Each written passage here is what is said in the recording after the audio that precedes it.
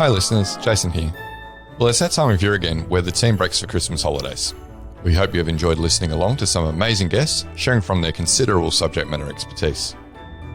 While there will be a 3-week hiatus from new episodes, we have you covered with 6 Christmas replay episodes. These are 6 of the most downloaded and popular episodes from 2022, including this one. If you haven't heard this episode yet, you're in for a treat. If you have already, it's probably worth a re-listen. Now, while I've got your attention, I'll be delivering a series of in-person workshops in London, Brisbane, Sydney and Melbourne in January and February. These sessions will help you to incorporate psychological health and safety into a holistic approach to workplace mental health that prevents harm, promotes flourishing, and responds to ill health. That's it for announcements. Now on to this special Christmas replay episode. From Flourish DX, this is the Psych Health and Safety Podcast. With workplace mental health becoming a safety prerogative, this is the source of information on psychological injury prevention and health promotion. Hi, and welcome to a very special episode of the Psych Health and Safety Podcast. It's our 100th episode. My name is Jason Banshee, and I'm one of the hosts of the show. The aim of the podcast is to rapidly increase the knowledge and application of psychological health and safety in workplaces worldwide. To help us celebrate our 100th episode, we've invited 6 of our past guests to join us and share what has changed since their last appearance. But before we bring on our amazing guests, allow me to introduce my co-hosts, Joelle Mitchell and Alicia Pappas. How are you today, Joelle? I saw on my drive into work, I was stopped at the traffic lights, and on the curb beside me was a midsection of a snake. Just a midsection? Just a midsection, and it had been cleanly sliced on each end. So it hadn't, there was no evidence of gnawing. So it's a puzzle. How did you know it was a snake if it was missing the head and the tail? Well, because I've seen snakes and I know what their skin looks like. How fast were you driving? I was stopped at the lights. Okay. So I had a plenty of time to peer out of my window and observe. It wasn't a scarf? No, there was clearly a spine and then a meat section. Yeah. Joelle, have you been taking any substances recently? I have not. Just checking. Okay. I was stone cold sober. That's unlike you. What can I say? Listeners, that's not true. A mystery. Yeah. Interesting. Maybe there was a cart that had snakes on there for people to cook, and one fell off the back. Who knows? Yeah. Look, let's not probably dwell on that too long. I'd rather if we didn't. I'd like an update on a future episode, but this is going to be a long episode, yes. So we should probably bring in Alicia. How are you today, Alicia? Hi, both. I'm doing okay. I'm coming off a bit of a migraine, so if I am not too articulate or a bit vacant with some of my responses, that's why. But I'm getting ready to move house next week, so it's just all happening. I'm having I don't know if I'm going left or right at the moment. Well, luckily we're recording this over many days. So hopefully you're a bit sharper on some of the other days that we're recording. We won't be asking you to do too much of the heavy lifting on this episode, Alicia. Thanks, Jason. But glad to have you in as one of our special co-hosts. Yes, absolutely. Yes. So we've got 6 guests, so we should probably introduce the first one in. Yes, let's get to that. So Dr. Rebecca Michalak appeared in episode 6, which was called A Reality Check on Sexual Harassment, which was released on February 12th back in 2021. So Beck, welcome again. Thank you so much for having me back, and congratulations. Yeah, 100 episodes. Who would have guessed? Me. I would have actually, because it's a really good quality podcast. So you're only what? Expecting episode 200. 6. Episode 6, yeah. Yeah. So, it was touch and go back then. Yeah, that's right. Yeah. Joelle's still deciding whether she was going to be on the podcast or be a people diagnostics employee at the time. This is true. It was there we go. Oof. Yeah, over a year of employment and 100 podcast episodes in, and she's still here. I'm still just teetering on the edge. Yeah. Just don't make her an offer, anyone, because I want to hear. As long as you've got your EAP in place, isn't that all you need, really? Funny enough, we don't have an EAP. No, we've got a bar. It's cheaper and more fun. It is. In all seriousness, though, this is a serious topic. So Beck, lots has happened like your episode aired, and then almost immediately afterwards, the Brittany Higgins story sort of came to air in the media. And there's been a lot going on in Australia since then. Can you take us through some of those key events and how they've helped sort of shape the narrative of sexual harassment in Australia? Look, I think there's probably a couple of key points that I make there. And I think one that businesses really need to, if they haven't already cottoned on to, is, and they need to get across, is that these incidences now, yes, they're safety issues, but they are business risks because they hit the media. Brittany Higgins is one example. There have been others that have gone through, in the last 3 to 5 years, for example, where, once it gets into the media, it really does take on a life of its own. So, I think Brittany Higgins was probably, in terms of the political environment, it was particularly poignant. And I certainly think that it had, some influence over what we have seen in recent weeks with the change of government. So, but I think too that, over this time, there's been some other things that have been brewing for quite some time in the background that have finally all sort of come together, a bit like the very slow moving sort of tsunami has sort of hit the shore.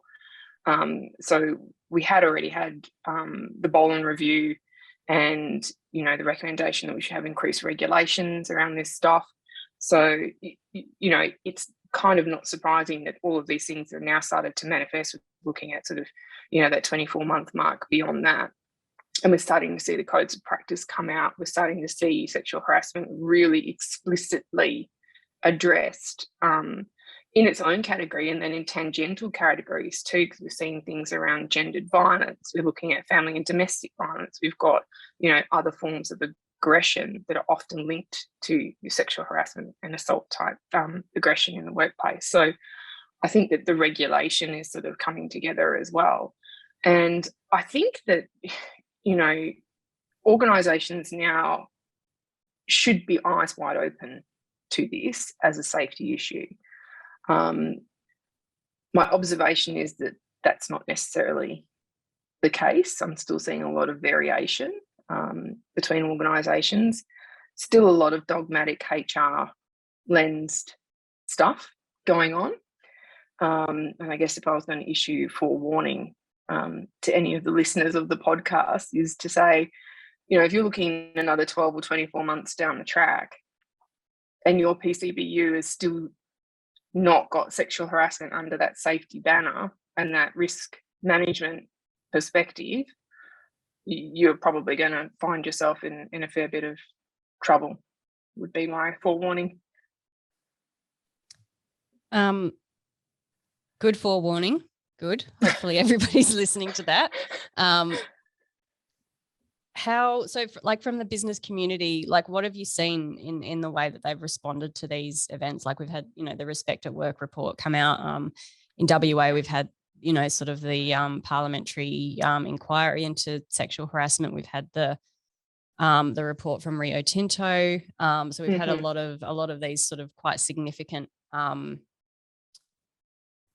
surfacings, I guess, of what, a lot of us have known about for a very long time, but it's now been made really very public and harder to deny or sweep under the rug, I guess. So what's sort of the response that you've seen when these types of reports and things have come to light? Look, I think if we wanted to specifically mention what's been going on in the mining sector, and of course the inquiry that was just undertaken, it was pretty public. And again, it was in the news cycle, a reasonable amount. I think it's really easy to get caught in kind of a race to the bottom and say, mining's got huge problems with these behaviours. Mining is not alone. It's basically everywhere. So, okay, then we're not as bad as mining, or other organisations have got bigger problems than us. Again, you need to go and lift that bit of, go into the corner of your business and go and have a really good hard look in places you don't want to go and have a look. So I think there's a kind of a comparison easy to go after these sort of publicly named organisations and sectors and focus on them. I would say to people, be very forewarned again that it's everywhere. And unless you are really, really proactively assessing this risk and going out and proactively trying to identify lead indicators of these sorts of behaviours going on in your organisation. So unless you're really like on the front foot of kind of an ISO 45003 approach, the chances are you're not across it to the level that you should be in your business. Now, Respect at Work was interesting because, again, you know, it kind of landed right when the pandemic hit, and that was very unfortunate in terms of timing. But even now that we've seen the response, there's probably more that could have been done with that. Having said that, again, the safety that brought, you know, the safety perspective to the forefront. And, you know, I spoke, I think, in the first episode about how we have these multiple jurisdictions that it can fall under. And there's a temptation to just kind of buck pass it off to another jurisdiction. Every organisation needs to have this under their safety banner, and they need to have a risk management perspective on it.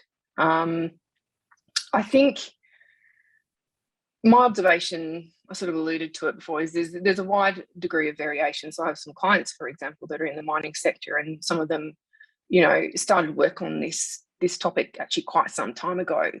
It's probably gained speed, so to speak, with recent developments.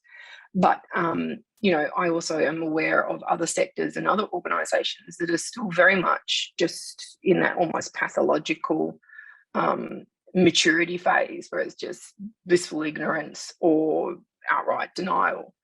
I think most organisations, excuse me, most organisations are probably sitting in that, you know, not quite compliant space. They're aware there's an issue. They're probably aware that they need to do more about it, and they're just not that clear on what it is exactly that they need to do.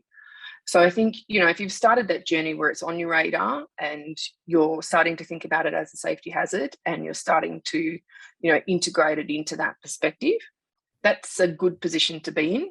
You need to move fast, though. As I said, if you are at 12 months or 24 months from now and you still have this sitting under a sort of HR umbrella, you're still engaged in those very typified non-trauma informed practices around that, then that's going to get you in trouble in the health and safety regulation front. Yeah. And then looking ahead, sort of thinking, you know, in the next 12 to 24 months, what do you expect to happen in this sort of sexual harassment space during that period of time? Look, you know, I think COVID has really sort of produced a bingo card that many of us didn't think we'd be playing the last few years, and it's still a little unpredictable as to exactly how that will divert our attention, so to speak. That aside, I think that we're going to see continuing attention with it. I think that the regulation side of things is really ramping up, and it's coming through thick and fast now. We're seeing other developments occurring. So the banning of insurance, for example, is starting to filter through as well, which was another one of the Boland recommendations. So, and I think as it becomes front and centre, and then we're seeing the safety profession is really, you know, taking it and kind of putting it under their wing, and they're starting to push forward with agendas in that respect. So I think it's going to ramp, and, you know, whether it ramps extraordinarily quickly or just at a very steady pace, I think that's a little bit contingent on some other external, you know, kind of drivers. But I do think that any organisation that thinks that they can just park this issue and look at it again in a couple of years, that would be a really, really poor approach in my view. Yeah. Okay.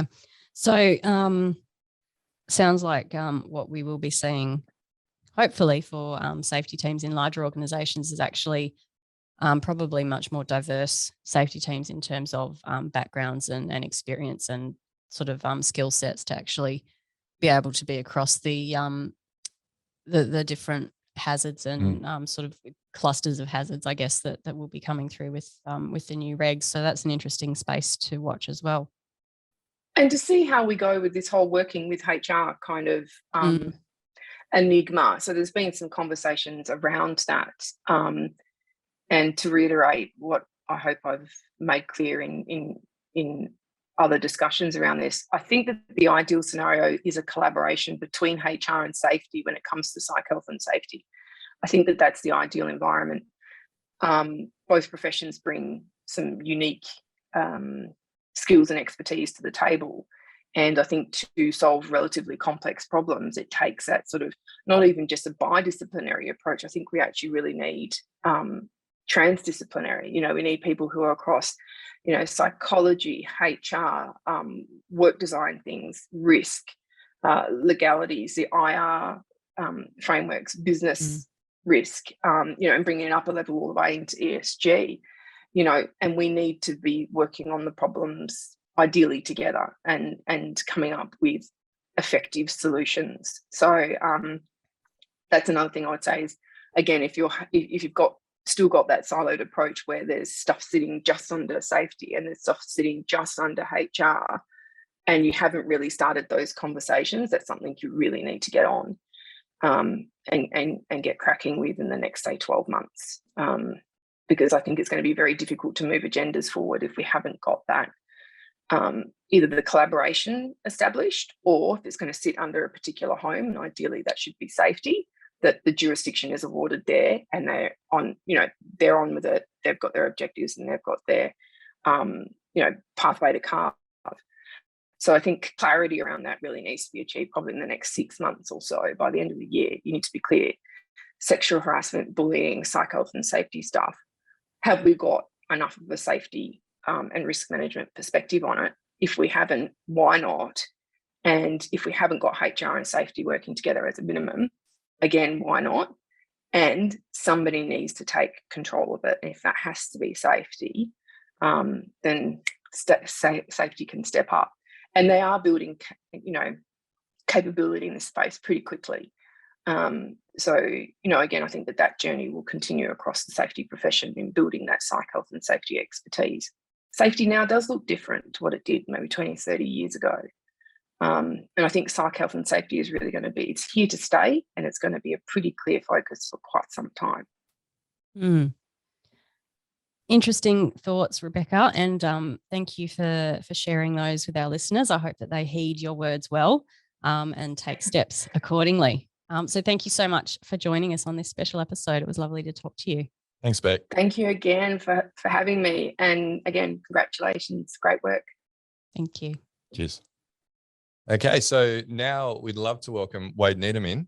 Wade's a repeat guest, most recently appearing in a live panel event for episode number 54, Beyond ROI, How Psych Health and Safety Creates Social Impact. And that was released on September 9, 2021.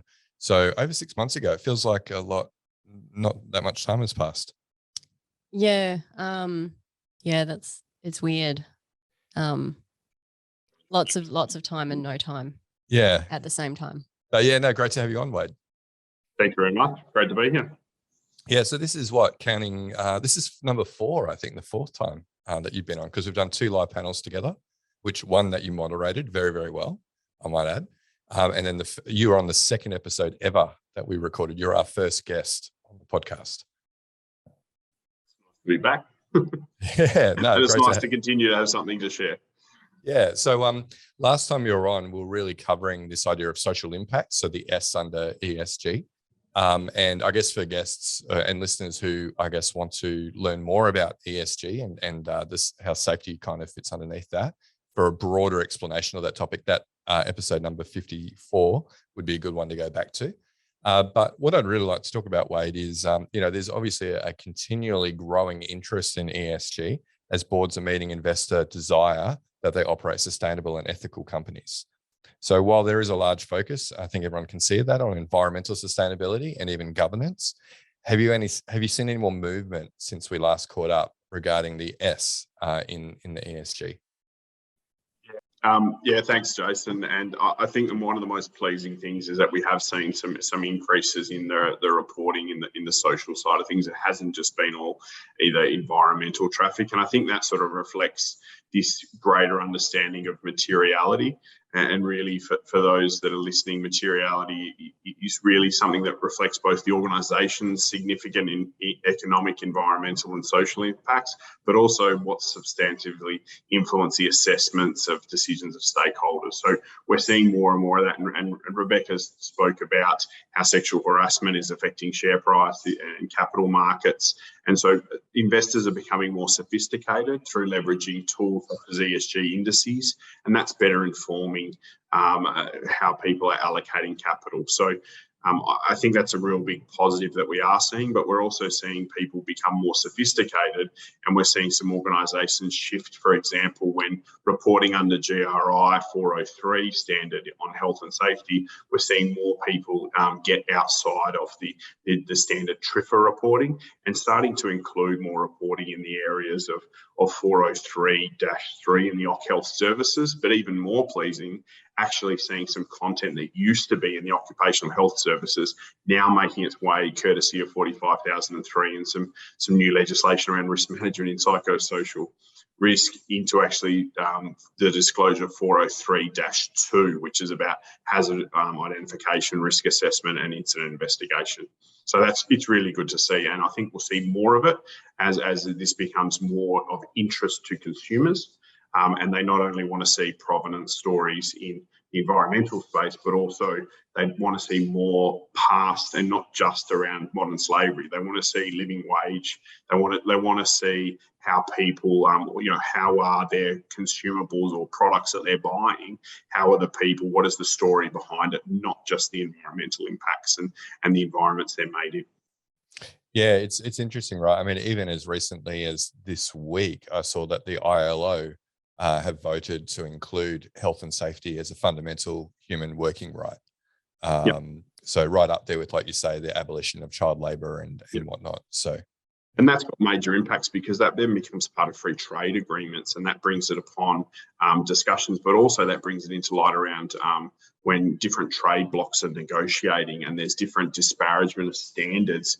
And so that is one great fear of mine, is sustainability will be used as the new trade block barrier to prevent certain economies and regions from not being able to trade in areas because they may have a less mature process or less sophisticated process to manage risk. But also those regions certainly do need income. And that's what we saw in relation to the Atlassian decision to pull out of Ukraine and the challenges, even when you have government regulations and those types of things. It's difficult for companies to navigate because there's multiple byproducts. You have to both meet the government of the day's needs, but also secondly, you have to meet employees' needs. So the diverse management of how people thread the needle and stakeholders is really important. Yeah, absolutely. Now, you mentioned before around reporting and using the GRI 3 and 2, like you mentioned. So what role does this kind of measurement play in maybe elevating psychological health and safety specifically up to board and even shareholder level, as well as, health and safety more generally? Yeah, and it's a good question, and one of the things that listed entities now have to grapple with is there's multiple ESG indices that measure and give scores to investors and fund managers that they have to provide reporting to. So this culmination of sort of the aggregation of data and standards that people are measured to is positive, and I think the more people are using, for example, either the GRI or the SASB, the greater levels of transparency and reporting against those standards, the higher levels of scores organisations are able to achieve. And I think the big thing for me is that often organisations are choosing which of the disclosures to actually disclose against, and it's still acceptable to not disclose against all of them.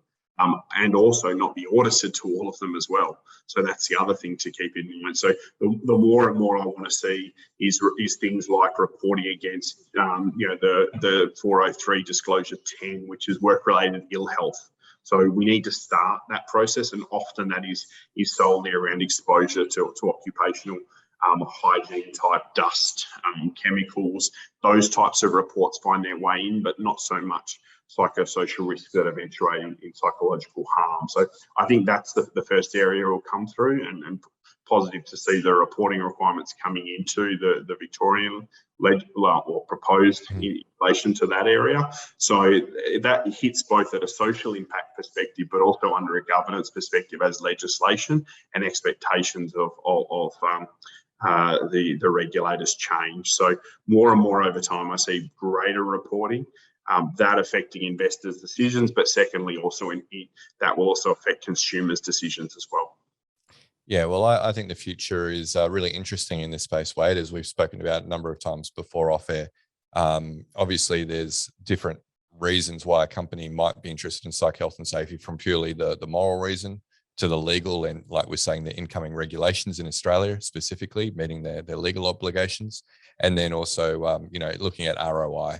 But we know that ROI information that we've got hasn't really moved the needle in terms of companies becoming more psychologically healthy. The legislation one, we're hoping a bit more of this carrot, as we'll talk about with our next guest, might actually move the needle a little bit. But then, yeah, I think this one, the sustainability one, is something that is really gathering steam in a really positive direction for how companies are governed. Yeah, and I think we are seeing people will pay a premium for what we call high claims type, either goods or services, where there is that transparency through the value chain or supply chain, right from either in food from paddock to plate, or it might be from where raw materials are sourced right through the production. So we know Scope 3 is the biggest issue that is in discussion with a lot of boards at the moment. Wouldn't it be great to understand, and we could take the concept of shared duties of care, which are enshrined in legislation, and really it's not that far of a hop jump to sort of Scope 1, 2 and 3, right? It's a very similar concept, and we do know that within the next 3 to 5 to 10 years, this will become a growing area of emergence as we assuming and hopeful that we start making these key changes on the environmental side, because that's the beautiful thing about health, is that if you don't have a balance of environmental health, people health and animal health, you actually don't have health at a global scale. And depending on which way you subscribe to, the pandemic was a very good example of how something can jump from the animal health side to affect the human health area. So that's a concept I think will grow more and more, that integrative type thinking. Well, Wade, as always, you've kind of opened up our eyes to some, even broader issues than what we got you on to discuss. I think you're very good at doing that. So, look, thank you so much for not only coming on today and sharing some, future kind of insights about what to look for, I guess, around the ESG and sustainability angles, but also for all the previous times that you've been on the podcast. You could say that you're actually the first friend of the podcast, given that you're our first guest, and you're a very good friend of the podcast. So thanks, Wade, so much for, what you've been able to share with our listeners over the journey of our 100 episodes. Very happy. Congratulations on the 100, and here's to the next 100. Thanks, mate. Take care. Thanks, Wade. So we have Peter Kelly with us today on our 100th episode as well. So Peter is another repeat guest. So he's featured initially in episode 3, Management Standards, Past, Present and Future, which was released on the 5th of February, 2021. How are you going today, Pete? G'day, Alicia. How are you? Not too bad, as per usual. Have you recovered from paying my bill at that dinner date we had in Melbourne a few months back? Did I pay your bill? I think you paid my bill.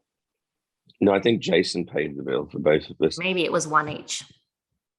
Right. Yes. That was, when was that? February. Time flies. It was. Yeah, absolutely. Mm. So we'll jump in to all things psych health and safety. So Pete works at the Health and Safety Executive. So that's Britain's national regulator for health and safety in the workplace. So Pete, how is the executive positioning itself to regulate psych health and safety in the UK? Oh, geez, that's a great question, isn't it? The same as we were doing 23 years ago, but with a lot more vigor, I think would be a good description. We've just launched our next 10-year strategy, and we've put health as a top priority, specifically the management of work-related stress. and depression and anxiety in workplaces. So that kind of gives you a foundation stone on which we can sort of move out and start doing the work we should have been doing 20 years ago, which is a degree of regulatory activity. Don't know about you, Alicia, but I think in this area, for a long time, there's been an enormous carrot, probably like a bunch of carrots. And at times, people have just sort of taken it for granted that regulators won't interact or intervene in this area. Well, we definitely have to intervene now. You know what I mean? So what does, when you mentioned intervening, what does that look like? What's the future for the regulatory environment in the UK? And I think the regulatory environment will be twofold. One will be encouraging people to manage psychological health and safety and to address stress. And two, we will use the regulatory powers that we have. If the cases come along where we feel there's a general sense that we could intervene. We did issue a notice recently. We will issue notices if the circumstances are right. As you may or may not be aware, our regulations require that under the Health and Safety at Workers Act that you actually manage all risks of health and safety. We didn't say put in the act excluding psychological issues. And then there is a requirement under the management regs to do a risk assessment. So that's the first bit of legislation. And there's a requirement under Reg 5 to do something about the identified risks. So we would expect people to do the requirements of the Act. I've trained most of the inspectors in the last 8 years on how to take a case. I'm confident that if the right cases come in, then we will do as we've done recently and issue a notice. And this is not just the UK going alone on this. I know in Australia they're keen to issue notices, and then the Victorian legislation will facilitate some of that work. Queensland, Western Australia, everyone's jumping in. Canada have been looking at it, and also conversations in the States. So I'd like to, it's almost paralleling what it was like with asbestosis. There was a necessity. We had to intervene because asbestosis was was effectively creating masses of ill health, and people were dying from it. For us, at 17.8 million days lost to work-related stress and 828,000 people off. As a regulator, you have to intervene. It's the primary occupational health condition, and it accounts for 57% of all sickness absence. So you have already issued notices, you go in and intervene, and then you say, this is what needs to happen so you can meet the standards. Do you think that organizations in the UK are clear on what they need to do practically in order to prevent harm? They're becoming clearer. I think it's an amazing what actually a notice does in terms of waking alertness in the sector that you issue the notice in. Suddenly everyone becomes acutely aware of what is the requirement. We are running a campaign at the moment, which is for the next two years, called it's Working Minds, and it's exclusively about the 5 R's: respond, react, record, and make it routine to have conversations. So that's the soft touch.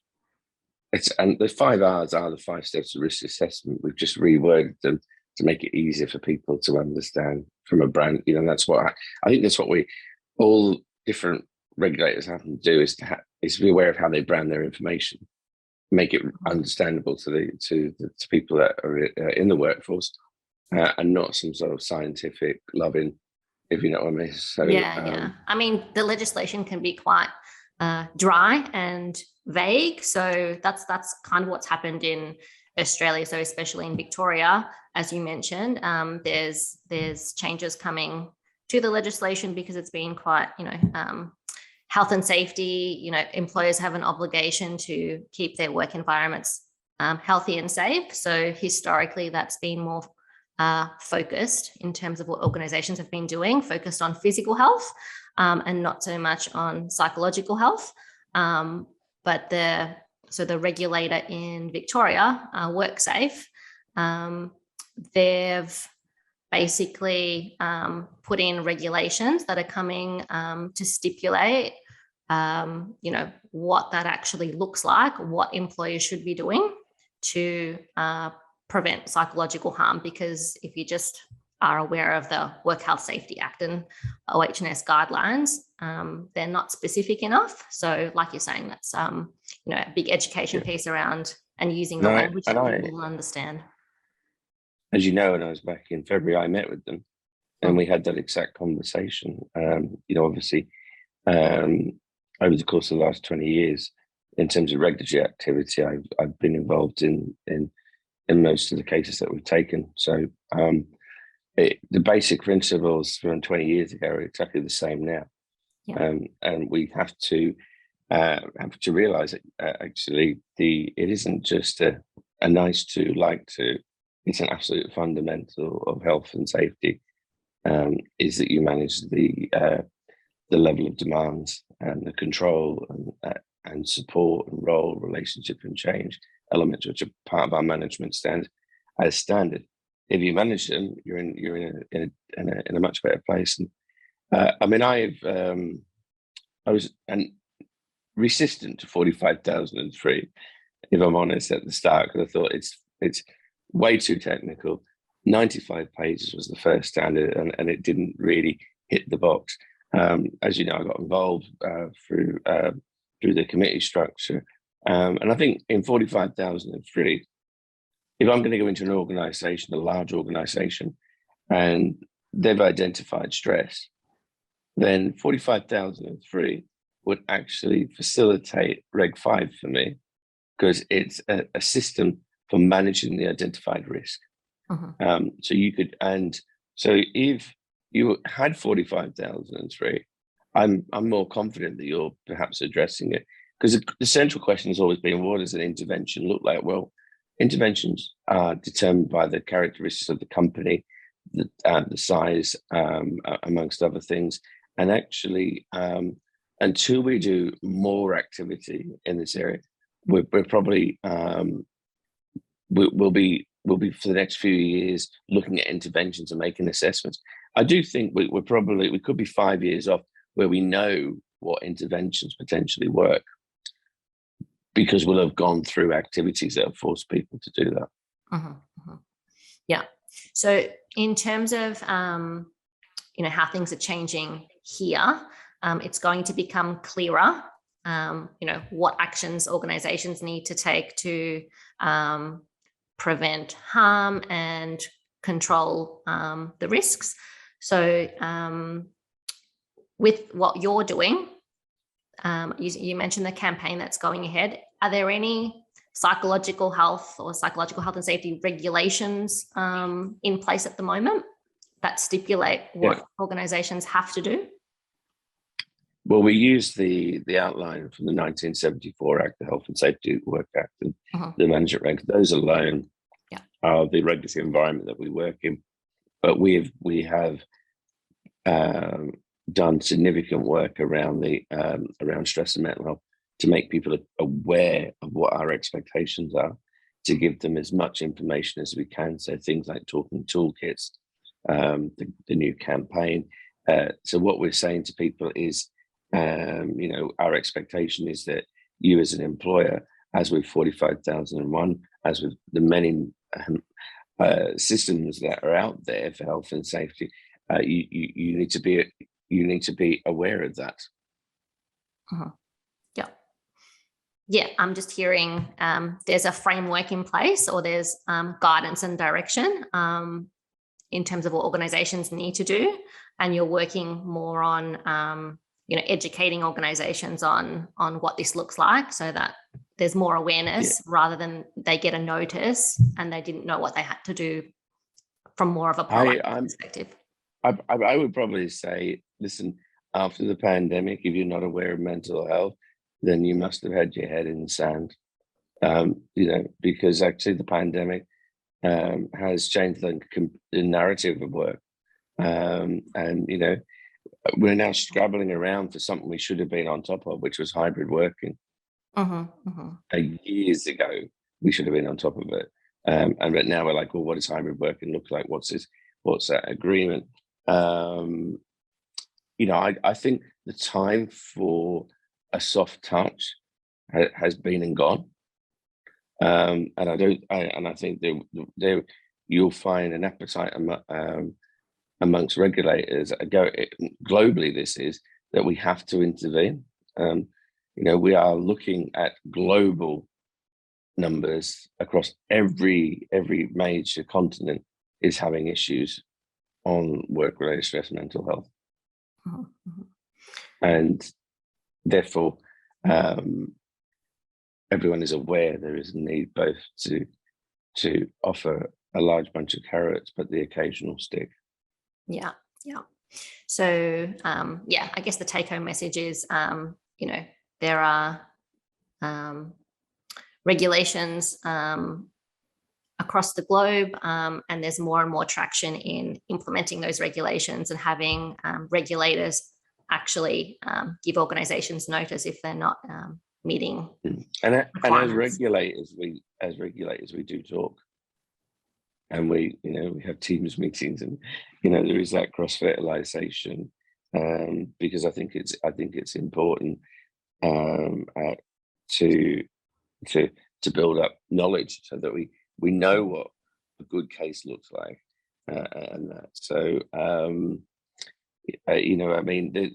some will blame the recession and say, oh, well, I can't do things due to the recession. Recessions come every 10 years. A global pandemic happens about once every 100 years. But what we do know from the previous pandemic and what we're seeing is we have a significant increase in mental health issues. So 25% increase in depression and anxiety globally, of which, if you look at the workforce between 16 and 65 or 67, if you're in the UK, a large proportion of that 25% increase will be in that environment. So therefore, do we just simply ignore it and put it in the too hard category, or do we actually be active in the area? I'm of the opinion we have to be active in the area. We can no longer ignore this, because it will be, and it is the new asbestos. Yeah. It's shifting from not having awareness, being reactive, to being proactive and focusing on prevention. Yeah, definitely.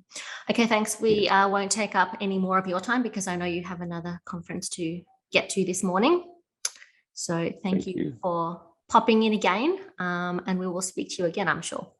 All right, so I'm very excited now to introduce our next guest, Hayley Farrell. She appeared in episode 53, Adopting the ISO 45003 Standard. And that episode was released on September 6, 2021. How are you, Hayley, and welcome again. Thanks, Joelle. Good to be back. I'm very well, thank you. How are you? We're doing all right. Trucking along. Good. Mm-hmm. Busy as always. Yes, lots on the go, but it's mostly good. It's all good. It's all good. Good.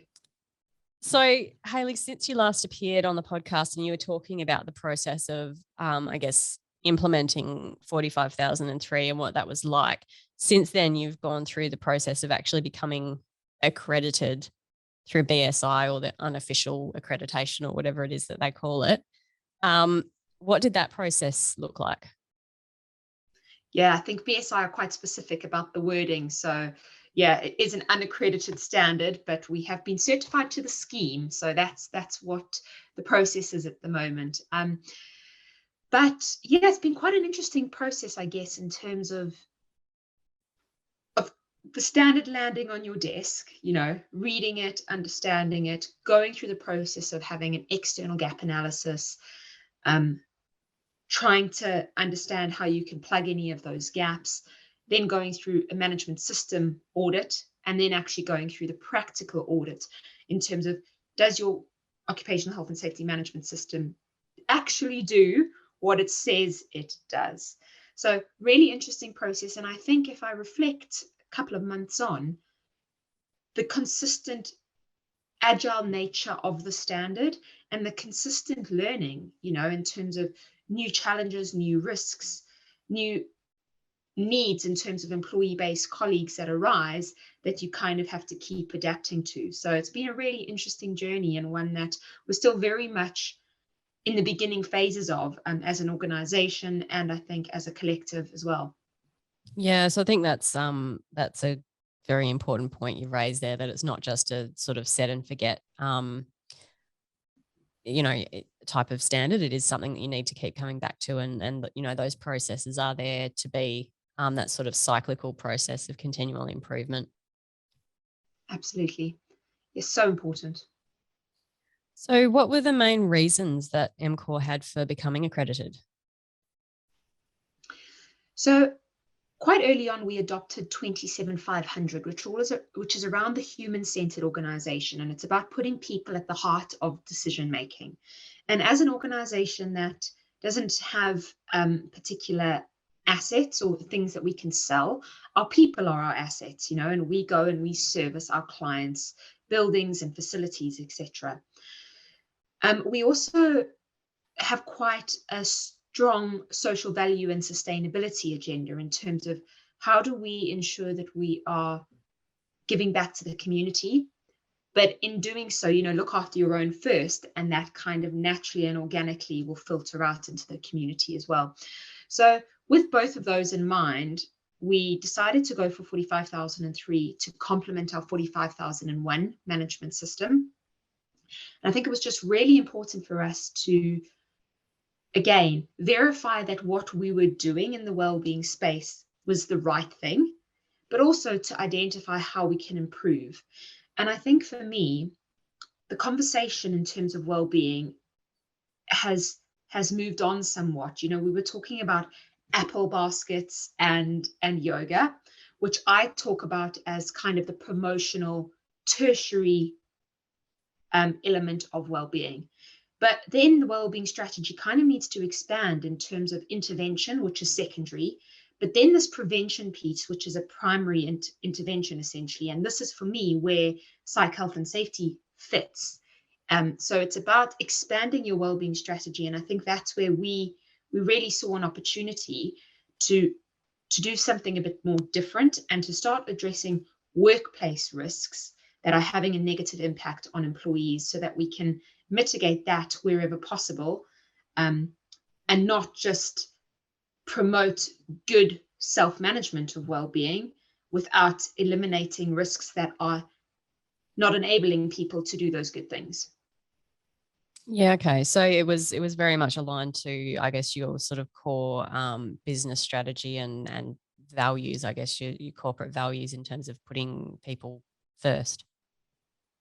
Absolutely. We went through a rebranding as well in terms of our purpose, a better world at work, and our values. So it was all part of, I suppose, the evolution of mid-pandemic. How do we come out of this, and how do we make something that's sustainable and that's going to be sustainable change over time?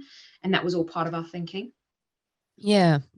And so given that you're now sort of through that process of implementing an accreditation, and you're, one of the first companies in the world to have gone through that process, do you have hints or tips that you can, or that you'd like to share with listeners who are thinking about going through that process?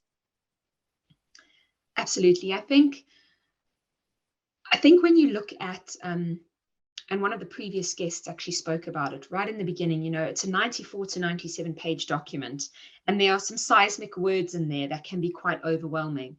And to understand how you integrate 45003 into your existing wellbeing strategy, I think what's really important and to make clear is that it doesn't replace all the work that you're doing, because there seems to be some confusion that 45003 is now the focus in terms of just taking a risk-based approach. As I've already mentioned, it's part of your wellbeing strategy. So when you're looking at that document and you're seeing the big words like psychological health and safety and psychosocial risk, it's important, and this is a tip that can be really helpful, is to to use the language that you use within your organization to talk about mental health and well-being. The word psychosocial risk might put a lot of people off. Risk management might put a lot of people off because we're talking about well-being. So it's about language. It's also about, for me, when you are wanting to implement something like this and get leadership buy-in, understand what the leadership's pain points are and what language the leaders speak, such as, is it risk management? Is it sustainability? Is it social value? Is it corporate social responsibility? And use that as leverage to be able to build your business case as to why 45,003 is going to enable you to be progressive in the well-being space. And I also think, talking around leadership, the understanding that this isn't a once-off certification. It can't be something that you get and you put on the shelf and say, right, I'm accredited to 45,003. There is going to be investment over time. The more we get into the space, the more risks and hazards that are identified, there might be a need for further investment. So it's about understanding that right from the get-go, I guess. Why are we doing this? Are we doing it to make authentic change, or are we doing it just because we want to align our management systems? But again, it's then just a management system. It's not we're doing what we say we do type thing. Yeah.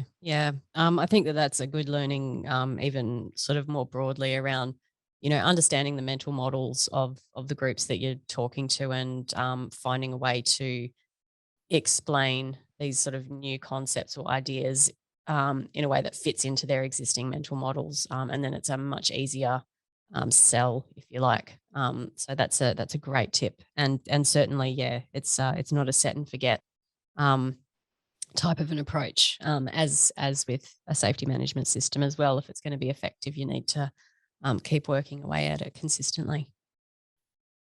Absolutely. And I think just furthermore, safety and where does it sit? We're talking about occupational health and safety systems. And I think collaboration in terms of an organization adopting this is really, really important, and making sure that key stakeholders from HR to your ED&I lead to your supply chain partners are all on board with what we're trying to do, as well as potentially your business continuity manager and change and improvement managers, because all of these things impact your people.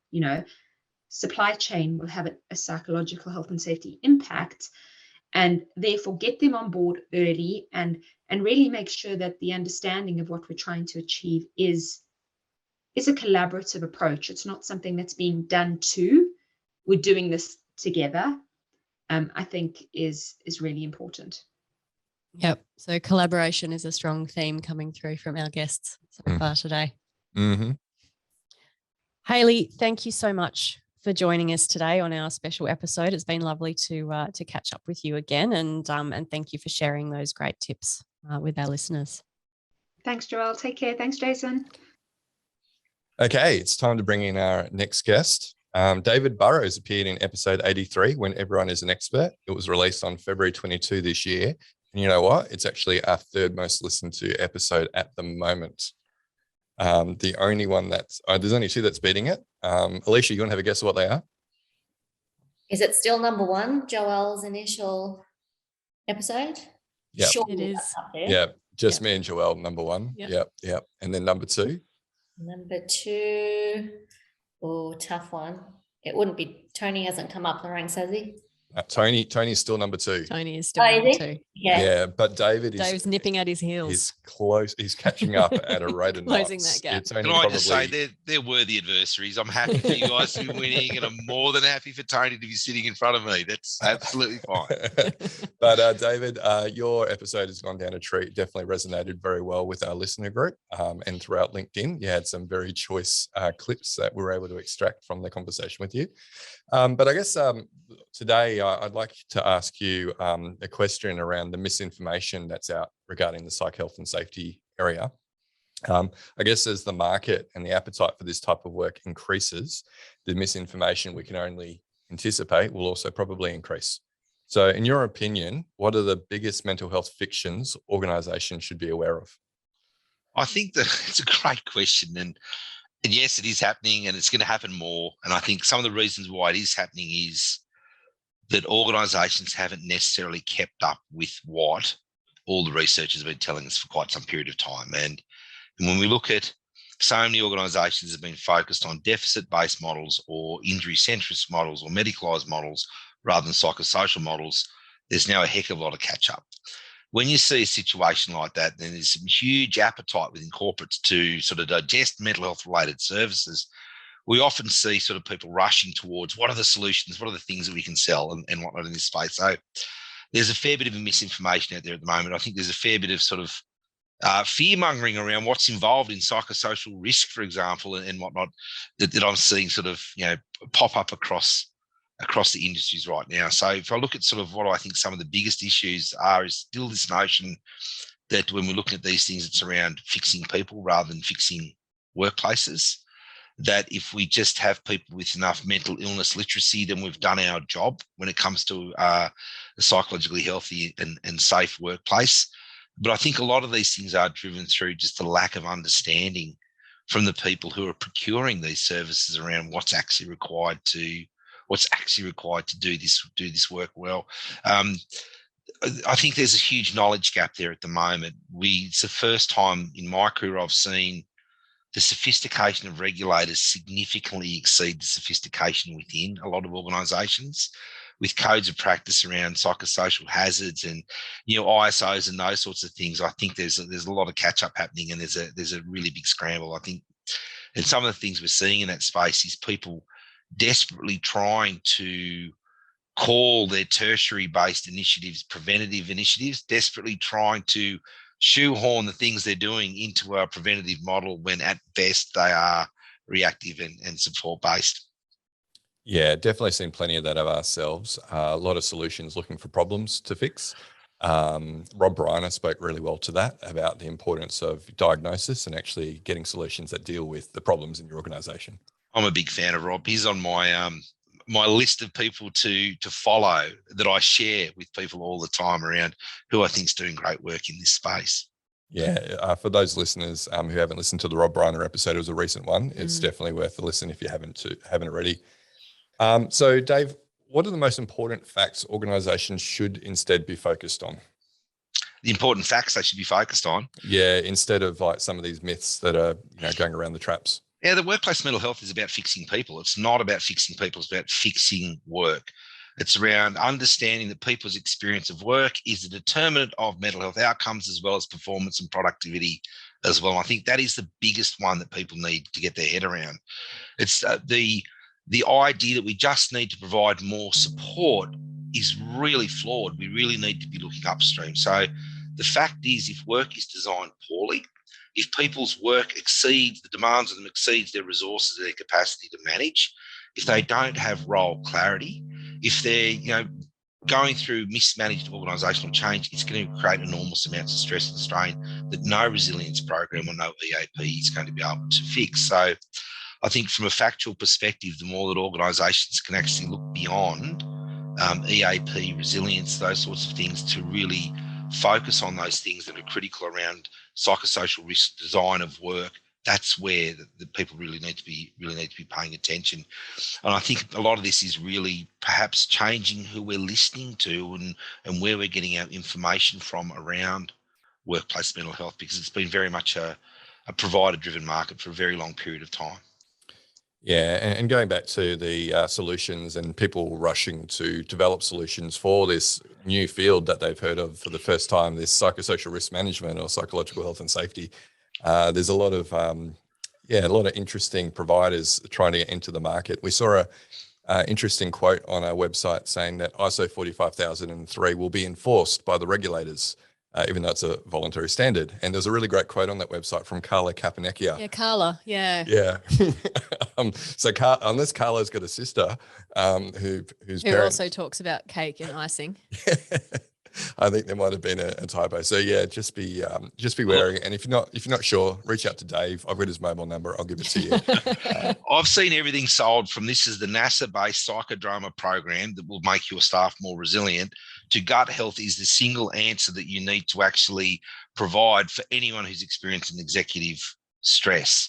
I've seen major organisations use sporting medical doctors to do reviews of their psychological health and safety infrastructure, with the only solution they've been put forward to is we need to promote the EAP more. So I think we've got to be really careful.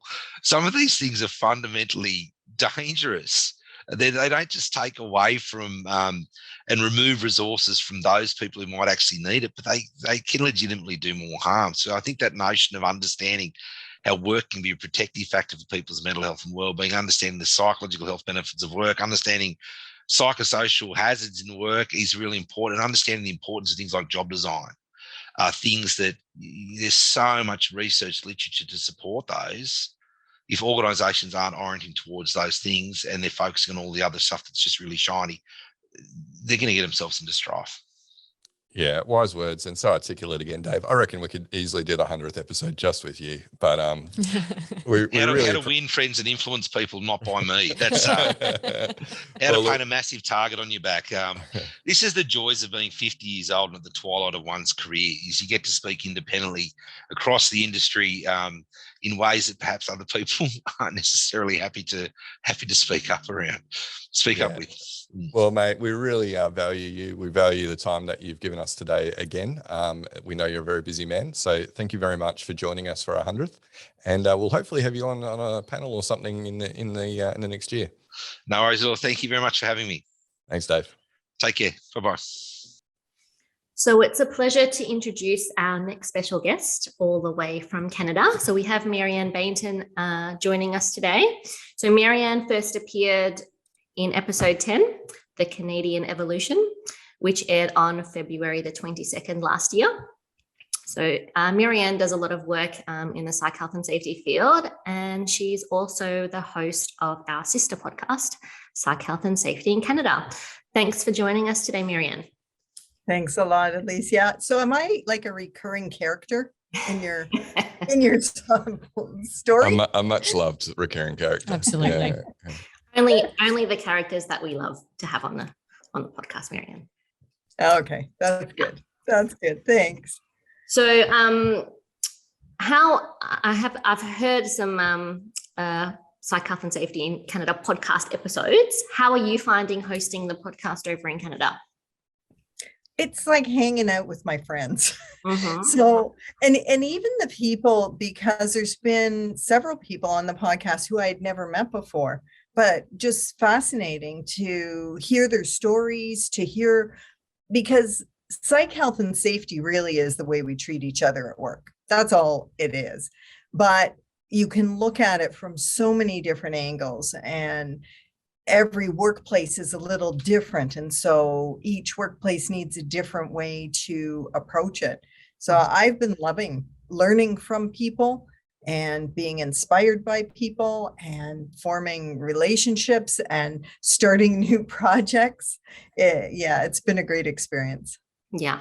So lots of learning and networking and just, getting psych health and safety out there in Canada, and understanding, different contextual factors in different organizations and what their needs are.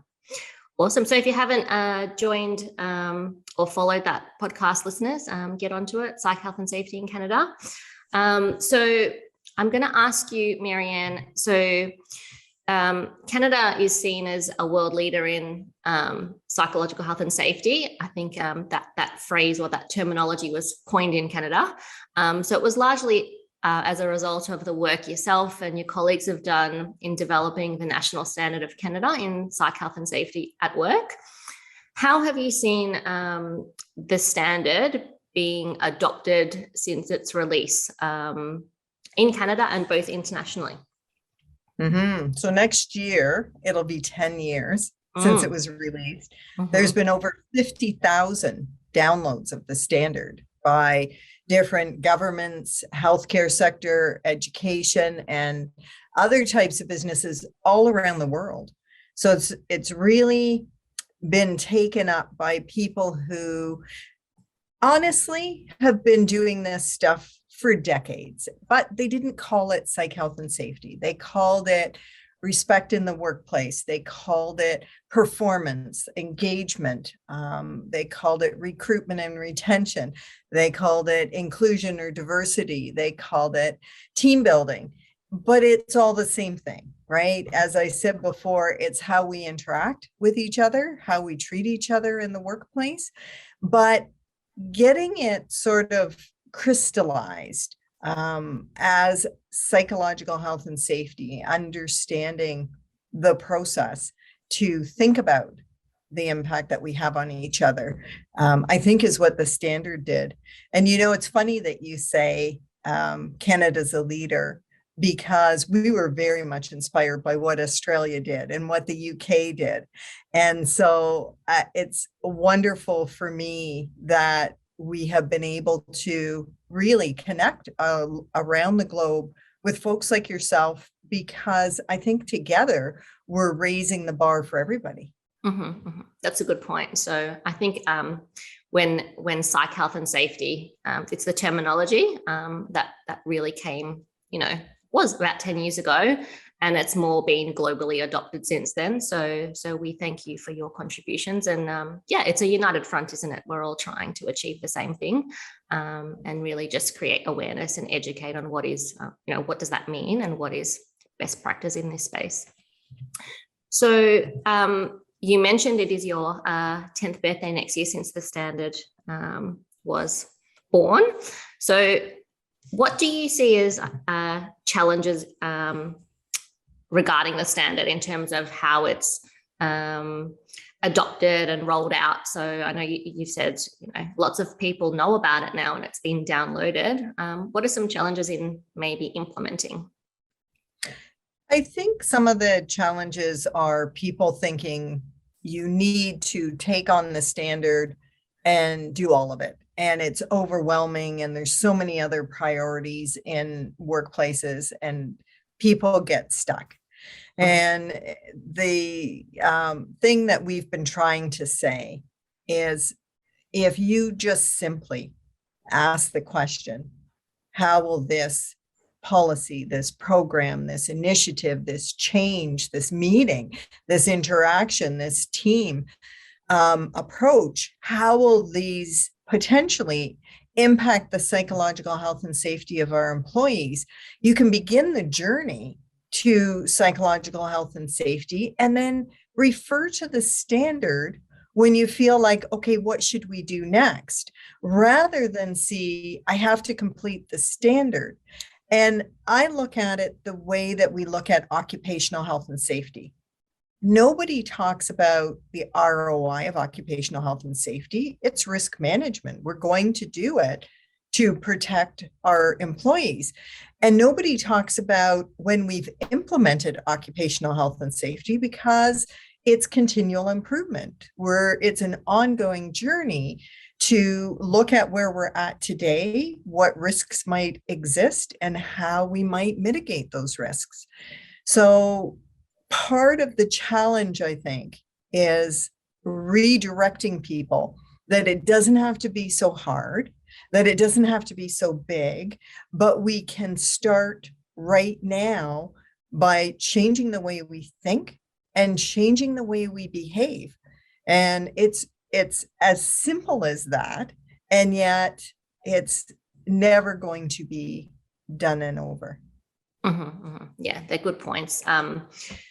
When you think about an organization and there's different functional teams, say in HR, and they're doing things like you mentioned, respect in the workplace and diversity and inclusion, and they're all doing their own, I suppose, initiatives or work in those spaces. Psych health and safety is really about bringing those together and understanding it from a safety lens. Are there any issues or risks, within those factors? And then what can we do collectively, collaboratively to mitigate those risks? Yeah, exactly. Amazing.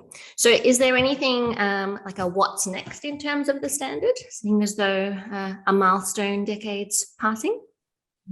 So the standard process here through the Canadian Standards Association is a consensus-based process where no one interest group, so not employers, not employees, not unions, not clinicians, not health and safety specialists, no one interest group can dominate. And we have to come to the table and agree. And this standard committee has been reconstituted, and there are some amazing people that are on it now, people with very diverse experiences and very diverse knowledge that have come to the table. And whereas some groups may go, they all have different perspectives, our feeling is this is great. We all have different perspectives. So together we can do our best job. So some of the things that we're looking at is we feel that inclusion is part of every psychosocial factor. It should be. And so we're thinking about, do we need to add something more specific about inclusion?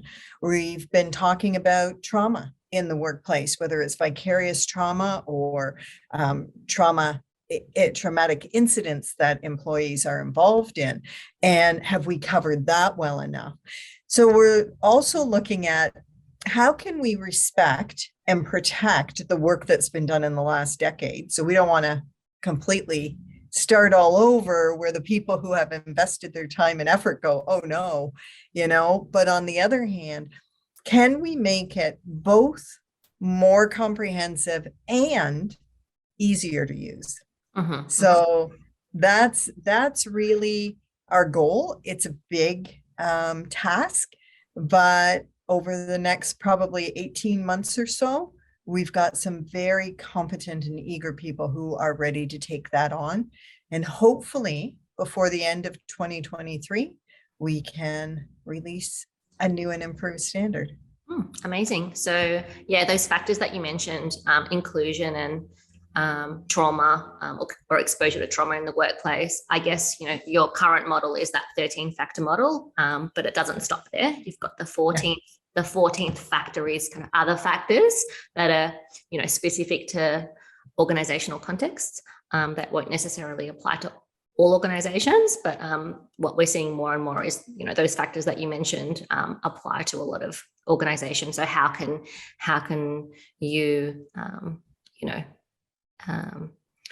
demonstrate what needs to happen in those areas? So maybe there'll be a 14th and a 15th defined. Well, Alicia, I think it's so important what you brought forward is that the factor other issues as identified by the employees is critical. And unfortunately, I think a lot of people miss that one, but it is the one that helps. And, the other thing that we're looking at is how can we align, so it's Z1003 is the standard, how can we align it so that folks who are using the ISO 45003, if they use the Canadian standard, they will still be able to say they have complied with and aligned with ISO 45003 without having to do double work.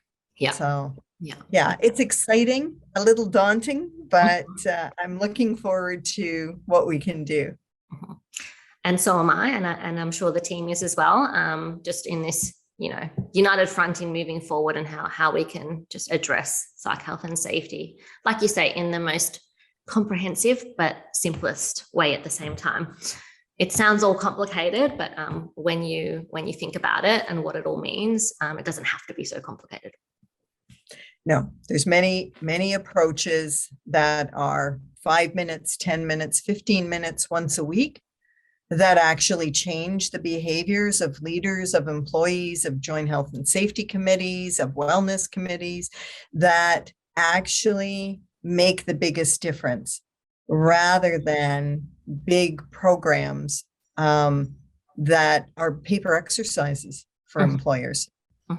Yeah, it is. It's incorporating it into business as usual, isn't it? Rather than having one-off activities. Yeah.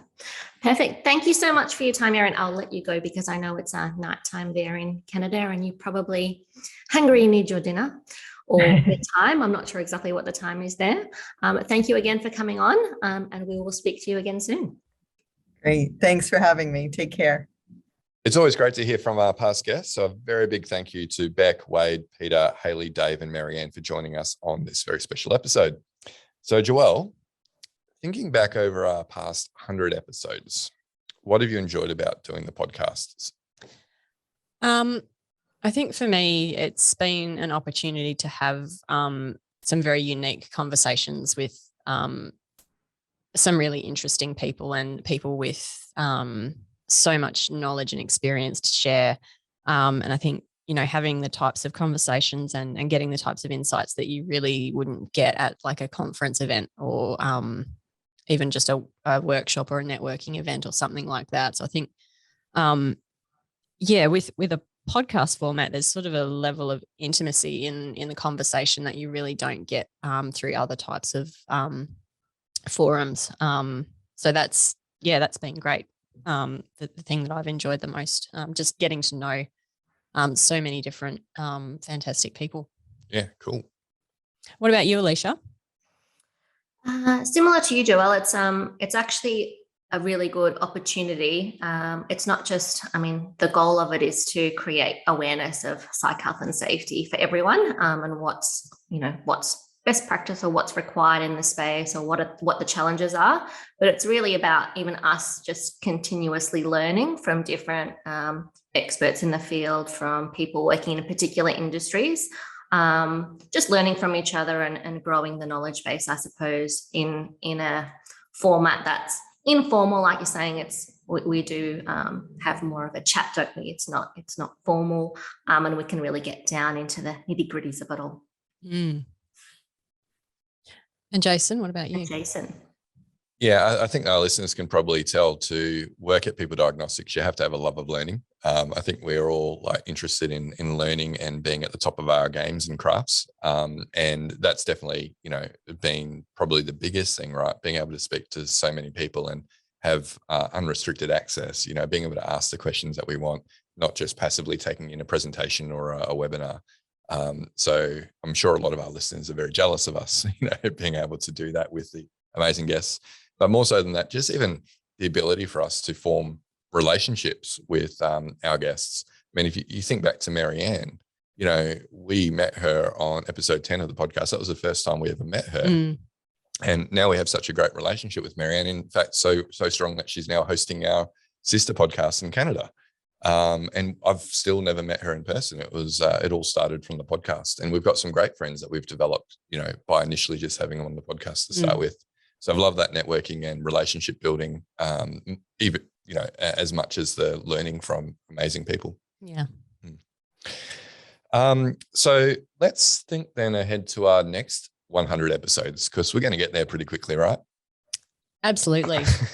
It only took maybe not as quickly as last time, because I don't think we're going to go back to doing recording 3 episodes a week. No, particularly now that we got the Canada and the USA podcast starting up shortly as well. Yep. We probably won't need to do 3 podcasts ourselves a week. No, people might struggle to keep up. Yeah, that's right. We're very keen to get content out there to begin with, but once a week is a good cadence, I think, for our listeners and our own sanity. Yes. So I think we'll keep it at that. And Jack. And Jack. poor Jack. So Joelle, what do we have planned for our next 100 then? Yeah, so I think lots more episodes focused on case studies of how people have actually implemented psych health and safety in their organizations, and sort of across different industries as well. So I think one of our focuses is really going to be getting a lot more practical this year, where and when we can. And obviously, as guests come along who have something interesting to say, we're always going to be happy to have them on as well. But I think, a much bigger focus on practical implementation. Yeah, because that's the thing, right? We've had some amazing guests who come up from either deep subject matter expertise or academia, but not enough really good practical examples. And people ask us all the time, right? Like, can you tell us a company that's doing this really well? And I can't think of anyone off the top of my head that's actually nailed it. So we're, and you can let our listeners in on what we've been working on to help fast track that as well. But that's something that's missing, and hopefully we can address that. Yeah. So with our Catalyst program that we'll be kicking off within the next month, what we'll be doing is taking 10 Australian organisations, and they're sort of across 10 different industries as well. We'll actually be taking them through a full psych health and safety implementation process. So looking at actually developing their psych health and safety management system, right through to doing a first cycle of hazard identification, risk assessment, and action planning. So really getting into the practical nitty gritty of how do we actually do this within an organisation, helping them through that process, giving them opportunities to share with each other as a cohort group, so sort of as a group of peers. And so as that program progresses, we'll hope to bring on some guests who are going through that process to actually share their learnings with our listeners as well. Yeah, look, I've been really amazed at the interest in that Psych Health and Safety Catalyst program. We kind of pulled it together really quickly, thinking, hey, this is a gap and this is a way that maybe we can address it. So to have 10 really great companies as well wanting to participate is fantastic. And we're already getting a wait list for early 2023 Catalyst program as well. And even mid 2023. Yes, people are now booking on for the end of 2023. Yeah. So actually on that, listeners, we have done the current Catalyst program invite only through our own connections. If you are interested and you're in a large company, so 5,000 employees or more, you feel free to reach out to Joelle or myself if you want more interest on that.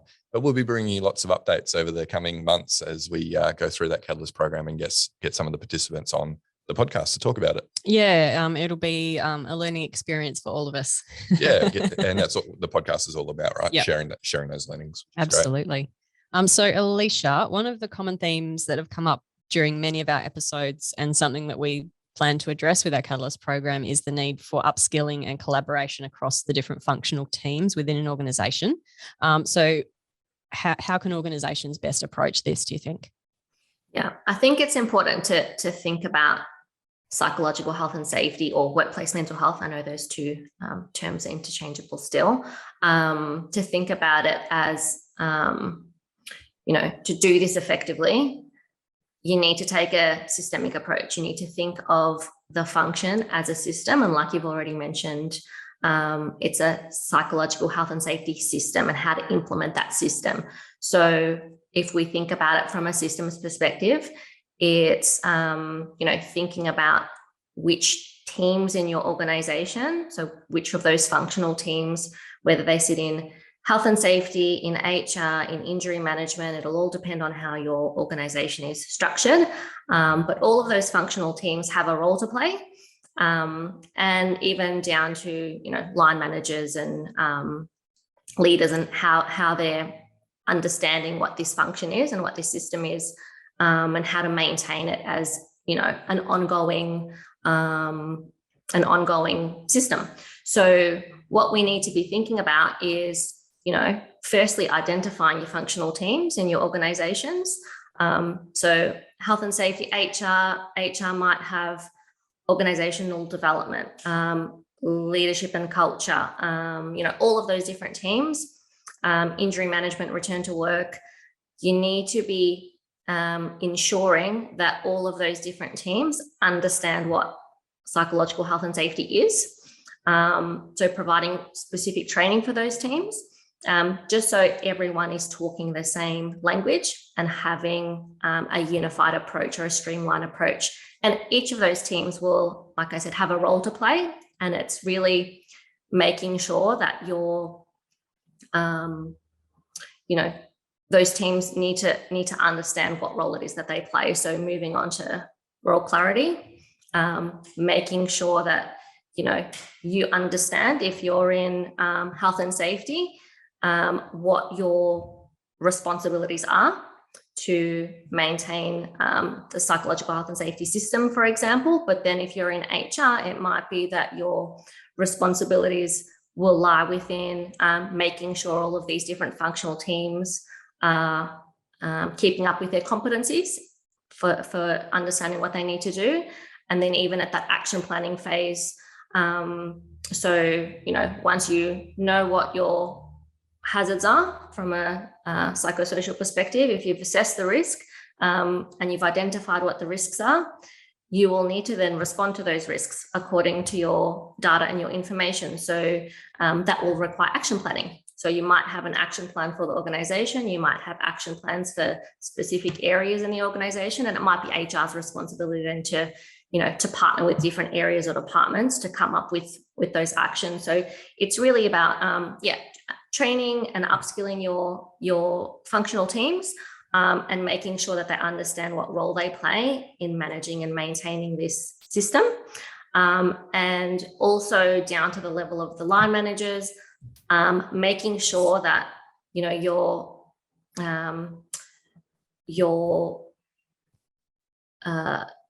informing all of your line managers that they have a responsibility too. What is that responsibility when it comes to workplace mental health? As basic as it gets is they need to be understanding what psychosocial hazards are and what role they play in identifying them, over time, and then how to actually mitigate any risks if they're there. And, checking in with staff and making sure that, that consultation is ongoing with staff around, how they're finding work, their roles, the system that they work in. And by doing that and checking in and having those conversations, they're actually, monitoring risks as weeks and months pass forward. So not just waiting for a formal risk assessment, but they do have a role to play also in ongoing management. Yeah. And if we're thinking about making cultural change and elevating, I guess, psychological health and safety, then line managers, I think, are the face of that for the organisation, for the average employee. And so for them to be able to talk about work design and aspects of good work that facilitate good mental wellbeing and be confident and competent in that area, then I think that's going to have a big impact on the overall culture. Definitely. Yeah. So I think, it's that ensuring leadership capability is there. And HR probably has a big role to play in that, continuously making sure, as leaders come and go as well or change roles, that they're aware of, what role they play in creating a psychologically healthy and safe work environment. What does that mean and what do they need to look out for and do? Yeah. So another topic that we've often spoken about on the podcast is psychosocial risk assessment and how most of the tools available at the moment on the market, they don't actually give an indication of risk. What do you see as the main opportunities for innovation in this area? Yeah, so regular listeners would have heard my take on psychosocial risk assessment a few times, but I guess for new listeners or for people who haven't listened to those episodes, we see that, I guess, current methodology around psychosocial risk assessment is really limited. Typically, you don't get an outcome that you'd expect from a health and safety risk assessment, which is likelihood and consequence of harm. And so you could argue, well, if you're not getting likelihood and consequence of harm as an output, then really what you've performed isn't actually a risk assessment. So we really feel that there's a big need for innovation in this area. And particularly when you look at things like the incoming, now they're actually out, the model, Published, the model workplace health and safety updates which incorporate psych health and safety. But they have flagged that for a company to assess the risk, they need to understand the severity and frequency and duration of psychosocial hazard exposure. So if you look at an employee engagement survey or an employee perception style survey, where you're just asking people a few questions around different domains like workload or autonomy or supervisor support, and you're just asking them to agree to strongly disagree on a number of statements, it's highly unlikely you're considering the severity, frequency, and duration of exposure. You're just getting perceptions of work design, which is fundamentally different from a risk assessment. So, we're really excited that we actually have a risk assessment that we've designed ourselves, and we believe it's the first in the world to actually take this methodology, which is more akin to an occupational hygiene exposure assessment, which asks people to reflect on the severity, frequency, and duration of stress experienced in response to different psychosocial hazards.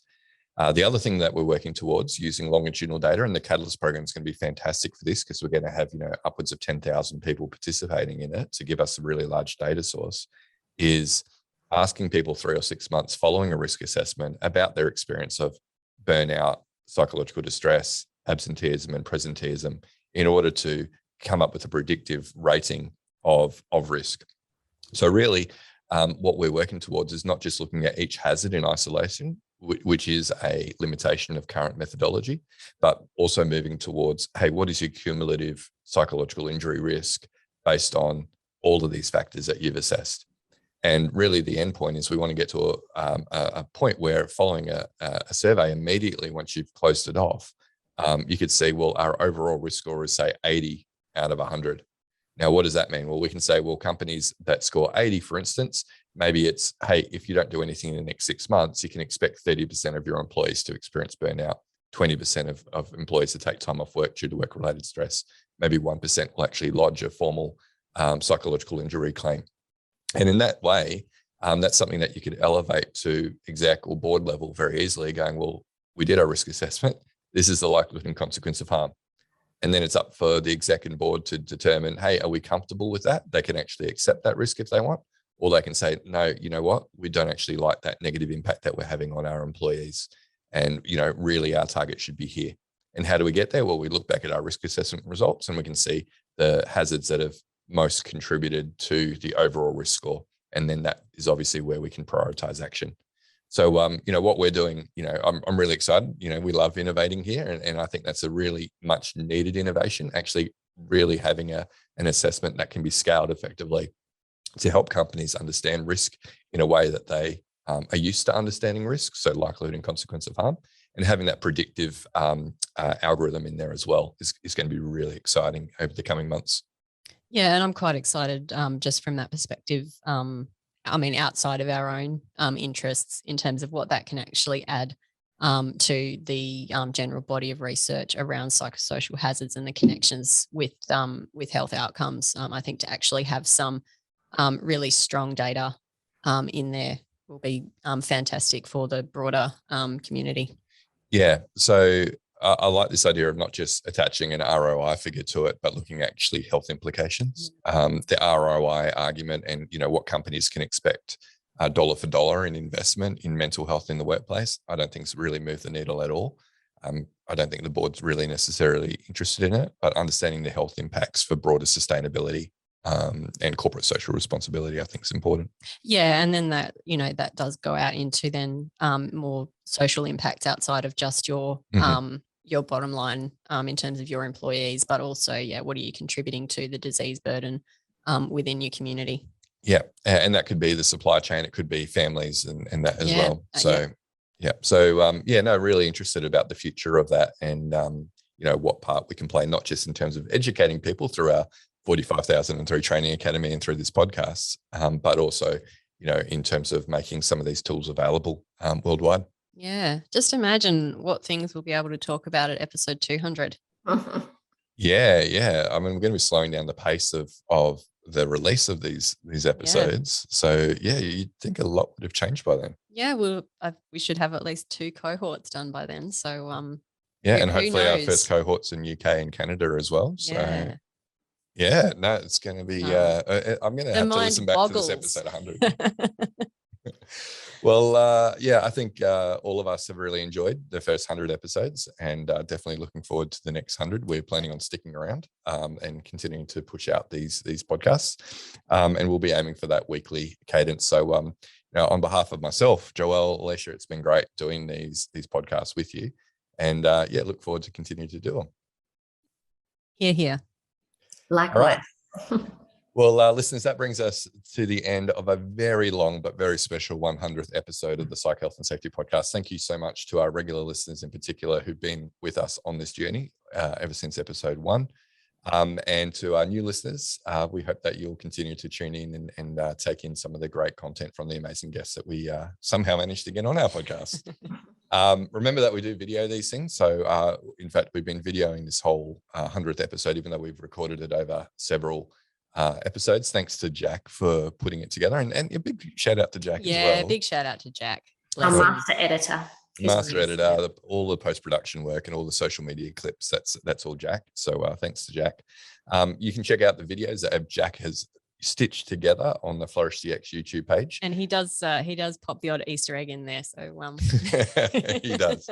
It's very rare, but he does. Yeah. I'd love to take small liberties on that. I love a good Easter egg. You hear that, Jack? You've got permission. There you go.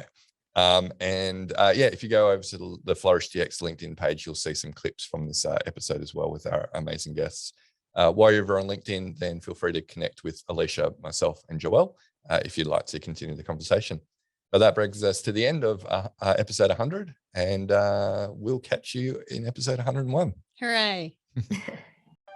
You've been listening to the Psych Health and Safety Podcast. To stay up to date with the latest on psychological injury prevention, follow Flourish DX on LinkedIn and subscribe to the Psych Health and Safety Podcast at www.psychealthandsafety.com.